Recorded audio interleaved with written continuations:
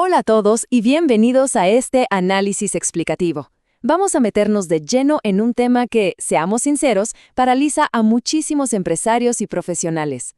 Hoy vamos a desarmar el miedo profundo a endeudarse y lo vamos a hacer basándonos directamente en la reciente edición del excelente newsletter Finanzas para no financieros, escrito por el profesor Pablo Freyer.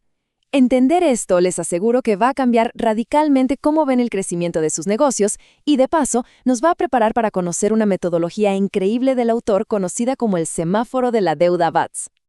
A ver, para poner todo esto en perspectiva, el profesor Freyer no nos está hablando desde una teoría vacía de manual. Para nada. Estamos hablando de alguien con más de 25 años de experiencia real en finanzas corporativas, que lleva más de una década dictando la materia Decisiones de Financiamiento a nivel de posgrado en la Universidad Católica del Uruguay. Y él comparte una anécdota fascinante. Dice que, invariablemente, año tras año, los alumnos entran a la primera clase desconfiando totalmente de la deuda y terminan la última diciéndole, «Profe, es bueno endeudarse, siempre que se cumpla el semáforo de la deuda RR». Y bueno, ese es exactamente el viaje mental que vamos a hacer hoy. Pero claro, hacer ese cambio de chip no es nada fácil, ¿verdad? Y tiene todo el sentido del mundo. Piénsenlo. Frases como, la deuda es mala, el que debe no duerme, o mejor poco pero propio. O sea, las hemos escuchado toda la vida, en casa, en el almacén del barrio, en las sobremesas familiares. Y la verdad es que nuestra cultura tiene una raíz histórica súper respetable. Tuvimos generaciones enteras que vivieron crisis tremendas, devaluaciones abruptas, tablitas rotas. Para ellos, deber era literalmente sinónimo de quedar atrapados. Así que sí, históricamente, ese miedo tenía muchísima lógica. Y justo ahí es donde radica la gran confusión que tenemos hoy en día. Metemos en la misma bolsa dos conceptos que la teoría financiera separa clarísimo. Por un lado, tenemos la deuda como una carga, y por el otro, la deuda como una palanca. Ojo acá, porque son dos animales completamente distintos. El primero te ahoga, te hunde, pero el segundo te impulsa hacia adelante. La diferencia, y esto es clave, no está en el instrumento en sí, sino pura y exclusivamente en cómo lo usamos. Lo que nos lleva a una pregunta bastante clínica, digamos. ¿Con qué se financia realmente el crecimiento de una empresa? Porque, a ver, toda empresa aspira a crecer, sin excepción. Y hoy en día, crecer no es un tema de ego o de vanidad, es pura supervivencia.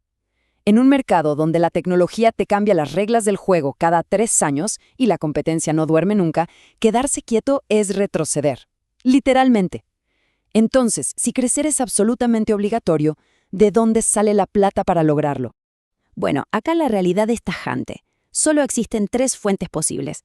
No busquen una cuarta opción mágica porque no existe. Número 1, recursos propios, o sea, la caja que la empresa genera solita año a año. Número 2, más capital, que básicamente significa que los dueños actuales pongan más plata de sus bolsillos o que traigan nuevos socios. Y número 3, la deuda. Ir a pedirla prestada a un banco o al mercado.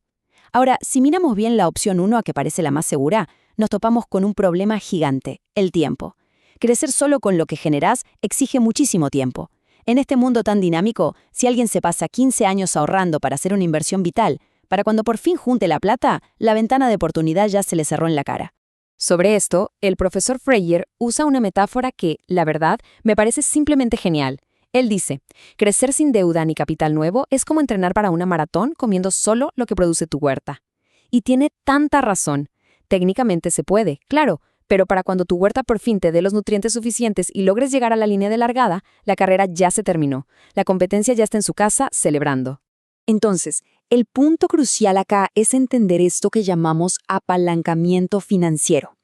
Suena a término complicado, pero es súper simple. La deuda, cuando está bien armada, hace algo que el capital propio nunca va a poder hacer por sí solo, potencia de forma exponencial la rentabilidad del dueño. Si una empresa pide plata prestada a una tasa razonable y la invierte en proyectos que rinden muchísimo más que esa tasa, todo ese excedente, toda esa diferencia queda directito para los accionistas. En un castellano súper sencillo, es usar inteligentemente la plata de otro para ganar más con la propia. Una locura, ¿no? Y esperen, porque hay un detalle que quizá es menos romántico, pero económicamente es demoledor. Resulta que en la gran mayoría de nuestros países, la legislación te permite descontar de los impuestos el pago de los intereses de la deuda. Es un escudo fiscal. En cambio, si se reparten dividendos, o sea, la ganancia del capital propio, ahí sí se pagan impuestos. Básicamente, el mismo Estado hace que sea mucho más barato endeudarse que financiarse solo poniendo plata del propio bolsillo. Esto no es una simple opinión financiera, es una realidad legislativa pura y dura que no podemos ignorar. Y fíjense, es exactamente por esta razón que las empresas más grandes y admiradas del mundo, esas que vemos en las noticias cotizando en bolsa, usan deuda todo el tiempo. Y ojo, no la usan porque estén en problemas o les falte plata, para nada. La usan porque saben perfectamente que es el camino más inteligente para multiplicar su valor. Me encanta esta analogía del autor que lo resume a la perfección. La deuda no es ni buena ni mala. Es como un bisturí. En manos del cirujano salva una vida, pero en manos del distraído la complica bastante. El problema nunca, jamás, fue el bisturí. La deuda es simplemente eso, una herramienta esperando a ser usada con destreza. Para ir cerrando, la gran lección de este análisis es que tanto el que le tiene pánico a la deuda como el que se endeuda ciegamente sin pensar están cometiendo exactamente el mismo error. Ambos dejan de analizar. Y para no caer en ninguno de esos dos extremos peligrosos, el profesor Pablo Freire desarrolló el semáforo de la deuda. Esta es una metodología registrada, súper clara, de 4 luces que tienen que estar sí o sí en verde antes de firmar cualquier papel de financiamiento. En la próxima entrega de nuestra serie sobre el newsletter Finanzas para no financieros, vamos a encender y analizar en todo detalle cada una de esas 4 luces.